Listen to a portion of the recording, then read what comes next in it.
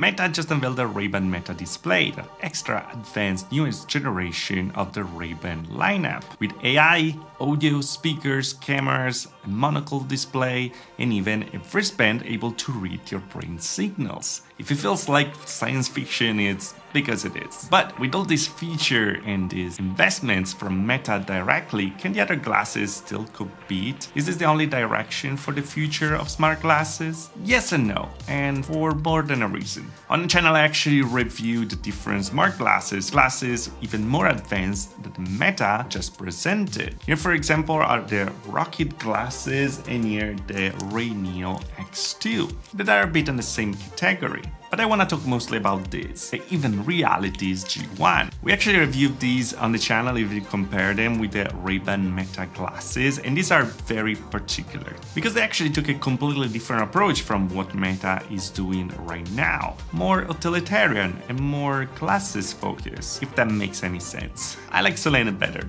don't worry.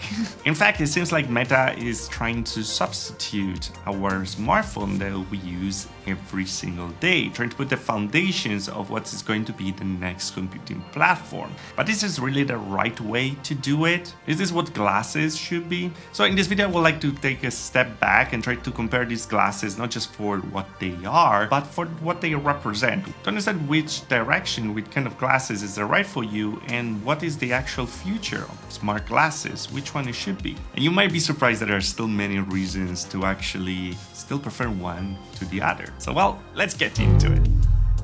As we said in the past, Meta's approach is very social oriented, of course. We're talking about a social media company. They have big cameras in there to actually shoot photos and videos and also to interact with AI and to gather informations and data. All private, of course. With speakers to listen to music, interact with the AI. They built in a new operating system. It actually worked with glasses. And even my favorite thing, an extra futuristic, this is super exciting by the way, wristband that will literally read your brain signals to interact with those things. That's bonkers. That came from a company that actually was following many years ago from CTR Lab that then Meta bought. And what is this doing is actually reading the brain signals directed to your muscle and translate them to input. Or you can even scribble on a paper on your legs to actually write messages. Though this feature seems to be still in an early beta. In fact, people I connect weren't even able to try it. They even added something that Meta was missing back then, and that's a screen. A single monocle display on the side. This is a particularly debated thing. I'm actually not a big fan of a single display as I tried in the past with the frame, for example. And Tony, the scared ghost, a VR AR blogger that I actually trust quite a lot and with a lot of experience in VR and AR ecosystem, did an article about its experience with it, and you could tell that it was already a bit not really feeling completely okay with the screen that felt completely unnatural because it's just a single one and we do have two eyes usually. I mean, even James Cameron said it during their keynote. Why would we throw away 50% of our data, and see everything through a single eye? It makes no sense to me. So yeah, and not choice, but it's also a first generation. By the way, this is also in color, so you can even look at pictures, you can read your WhatsApp messages, navigation, etc, etc. But what all these features and things actually add, beside cool factor, of course, because of physics, is weight. As these are going to be 68 grams, so not heavy by any mean, but much heavier than a regular pair of glasses. And with all these many things inside from the earlier reports, it seems like you can feel them and they don't actually feel like a regular pair of glasses that they should. And even the look is kind of bulky. Ray-Ban weirdly decided to actually brand these glasses Ray-Ban, where there were earlier reports that didn't want their name on it because of the bulkiness. I mean, they have the shape of the iconic Wayfarer, but yeah, much chunkier. So why are glasses like the VeryEvilShadow G1 still make sense? Well, here we have to look at the actual meaning of smart glasses. Are these actually to substitute our phone, or are these made as a tool to actually enhance our capabilities, our presence in the real world, interact with the AI assistant that are now becoming so important and give us information at a glance of what we need? Starting from the glasses part and working the other way forward. To be honest, I don't know which one is the right answer, but I think that even Reality's G1 are going for the opposite direction of what Meta is doing, so they are a great example, and it works. Well, they don't have the speaker, something that they're actually missing, to be honest, but they have two screens. They're actually stereo, so they feel very comfortable. You can even decide the distance of the screen that you see in front of you.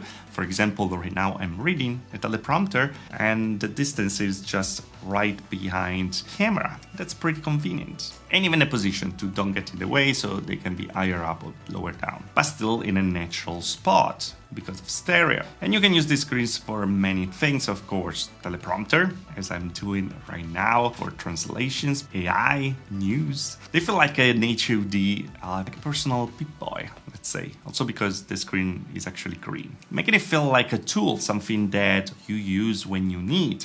There's no camera, and that was on choice to enhance, of course, privacy. And you just have the microphones to actually speak with AI, and AI will respond to you on the screens directly. All in a portable form factor that feels and looks like a regular pair of glasses. So why less is more? Well, what you can achieve with actually less when technology is still evolving is, of course, better aesthetics. Even if you're talking about the Ray-Ban branded Meta displays, as we said, will look pretty chunky indeed, not like a regular pair of glasses. Something that we have here with the Even Reality's G1. As you can go around them without any problem. I'm actually using as my main sunglasses lately because they have this cool insert to put on it, and they look completely normal. Not a person ever actually said, dude, you have a screen on it or something? They look like just regular sunglasses. And that's all because they're not designed to actually replace our phone. They don't want to be a distraction or to get in the way, but focus on the utility use like teleprompter, translation, navigation, as we said, at a glance, staying light and ready when needed. Because the device only features a display and a microphone. And that makes it not only lighter, better looking, but also with a longer battery life for a full day of use, no problem. I'm actually using this for months right now. They're comfy, they're pretty much my sunglasses that I use all the time.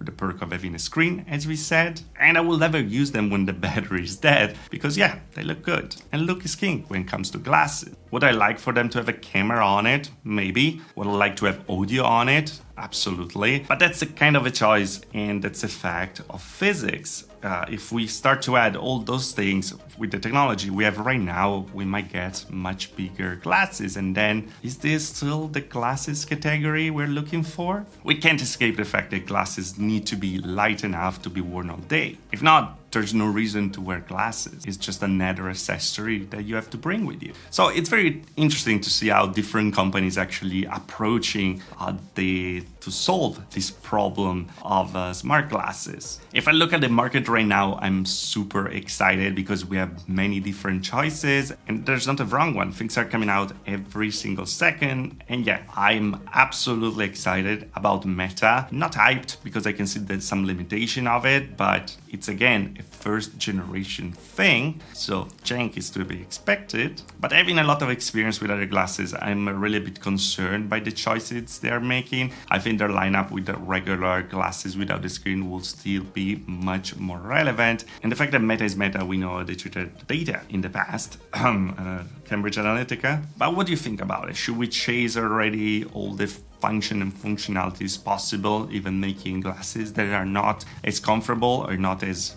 good looking as regular glasses? Or should we keep the focus on actually making glasses usable, keeping the fact that they're actually glasses that we can wear all day? This one's really to be a start of a conversation because I really want to hear from you guys. I'm really enjoying that this segment is growing a lot. I can't wait to try myself the Meta Ray-Ban display, of course, to have a better opinion, but this wanted to be just an opinion piece. Is the market going in the right direction? Are we trying to skip some steps? Let me know in the comments below. But yeah, this was my comparison, not really, for the Even Reality's G1 and the Meta Ray-Ban display. I hope you guys enjoy it. As always, if you liked the video, like. If you didn't like the video, dislike. Subscribe to the channel for more of VR tech. If you really love the channel, join button on there. Little further, also the Patreon. Thanks to all the Patreons for joining the channel, of course. I see you guys next video. Thanks for watching. Ciao.